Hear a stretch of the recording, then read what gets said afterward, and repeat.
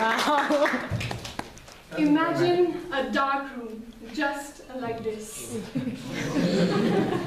Everything is scattered on the floor. The gifts, the books, the soft toys, the cards, which at one point meant the world to that girl who was staying in that room, is now meaningless. It's absolutely meaningless. And slowly, her mother comes to find her. She switches on the light of that room, only to find her daughter crying in one room. She looks at her daughter, and she could sense it that her daughter is in despair. She is devastated, defeated, completely. She could understand her. She could sense it that her daughter was not able to utter a single word. Ladies and gentlemen, it all seems perfect when you are in a relationship. Every single thing. They look perfect for you, and you feel that you are the luckiest person to have them. Every single thing they do means the world to you. But have you ever thought that, is that relationship really perfect for you? Have you ever thought about that? In my case, it all seemed perfect in the beginning, but slowly I realized that somehow the thought of being all alone stopped me from making myself and my happiness a priority. So I decided to get out of that relationship. Getting out of a 5 years long-term relationship, it was huge for me. In fact, at one point after I broke up, I thought to myself, what am I going to do with my life now? Is there anything ever good for me? Do I really deserve this? But, dear listeners, life, it goes on. No matter what, life, it goes on. You know, there was a time after I broke up, I used to cry for almost 3 hours on a daily basis, even after keeping myself involved with 2 jobs. But you know what? The rest of the 9 hours, I still managed to smile. Love, it took me to cloud 9 and crashed me back down to this earth.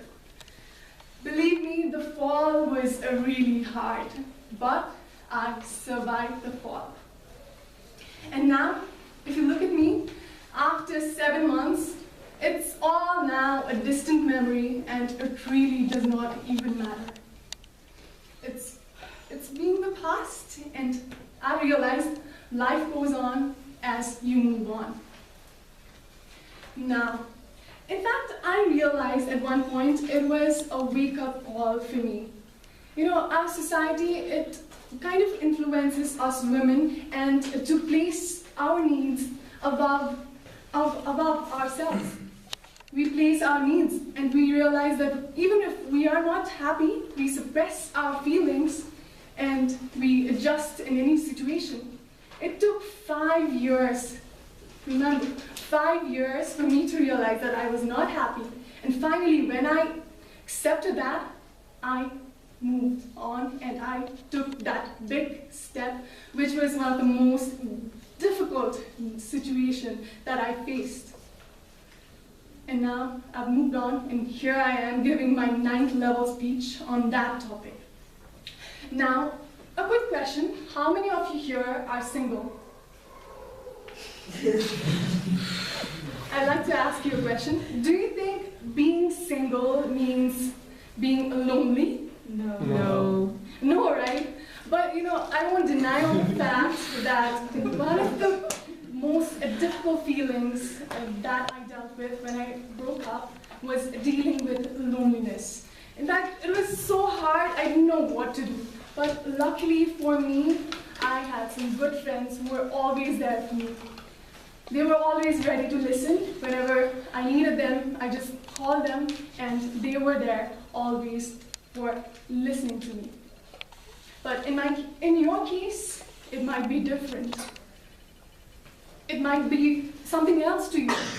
Sharing or, getting involved yourself in something different. It might be that for you. But in my case, sharing helped a lot. So if you are also in a toxic relationship, just think about it. Are you really happy? Ask yourself that question. In my case, it took me 5 years, but in yours, it might be a lifetime. And now, when I recall that moment, I look back and remember that girl crying who could not face her mother. And now, this girl is much more stronger and much more confident. She has moved on.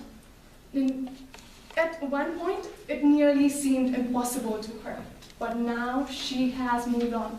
Life gave her enough strength to move on, and she's here giving her Project 9 speech on that topic. So, if you are in a toxic relationship, and if you need someone to talk to, then remember, you can always count on me, and I will always be there for you. Just take that step, and the rest will follow. Back to you.